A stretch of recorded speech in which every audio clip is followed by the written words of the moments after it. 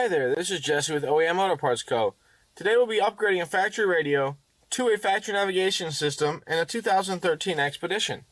In order to do so, you'll need a flathead and a Phillips screwdriver. You'll need a plastic panel removal tool, a socket, an extension, and a 9, 7mm, and 5.5mm socket. To remove the radio, you'll first need to move the dash bezel and the lower bezel filler piece. Neither of them have screws, they both just clip in.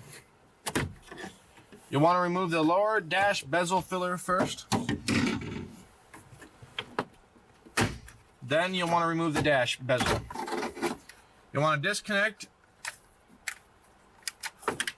the two plugs on the top of the dash bezel and set this aside. Once you have the 4 bolts out of the radio slides right out. You can then disconnect all the connections behind the radio and remove this. You'll need to take your antenna adapter and plug that in. You can then tuck a portion of these wires away behind the dash. You can now connect the sync T-harness to the factory vehicle harness. Also, the brick kit amplifier has a T-harness. At this time, you can now connect the T-harness for the brick kit. And we will be running these wires to underneath the steering column by the knee bolster. This knee bolster panel will need to be removed. There are 3 7mm screws on the bottom holding it on, and the top is just clipped into place. Alright, I wanted to give you guys a little update of the current amplifier that we're using for our Sync 1 upgrades for the 09 to 16 Super Duty pickup trucks.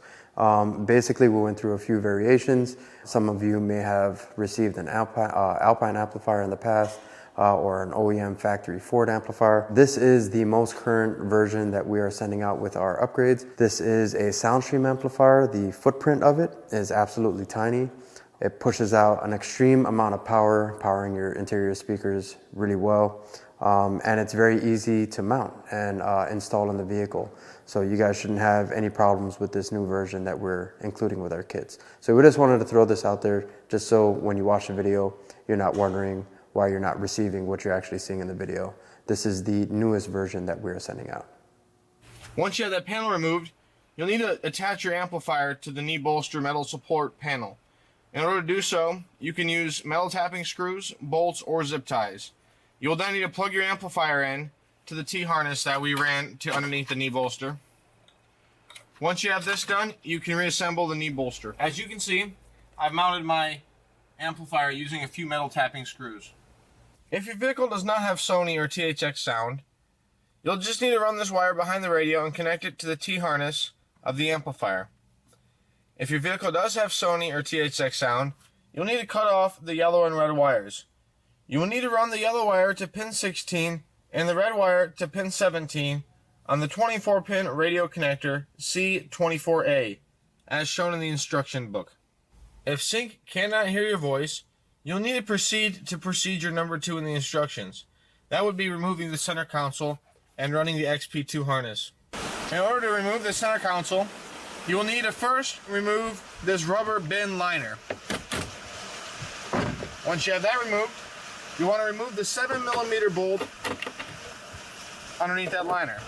You'll want to remove this chrome shift knob bezel. In order to do so, you'll want to pry up on it. There's 2 clips located here and 2 clips located here. Once you have this unclipped, you can set this aside.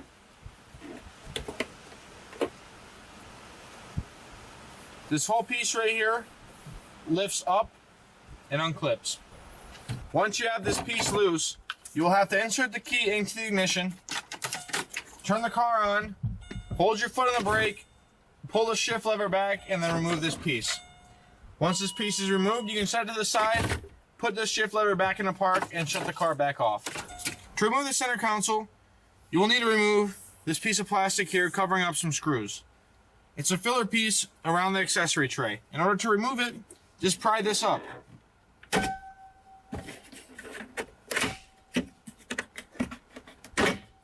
Set this aside.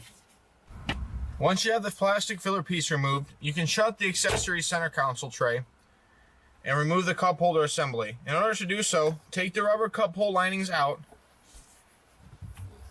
firmly grasp the cup holder assembly, and pull up. It pops right out. You can now set this aside. In order to remove the center console side skirts, there are 7 screws per side. There are 3 7mm screws located along the top of the center console side filler pieces. There are also 2 5.5mm screws holding the side filler pieces to the accessory tray, and another 2 10mm screws down the side console further. You'll want to remove a plastic cover up front to access this screw, and the back screw will be accessed by pushing the seat all the way forward. After you have all the screws holding the side pieces in, you'll want to remove the rear electrical connection port. This pops right out. Once you have all the bolts removed for the sides of the center console, they slide right out.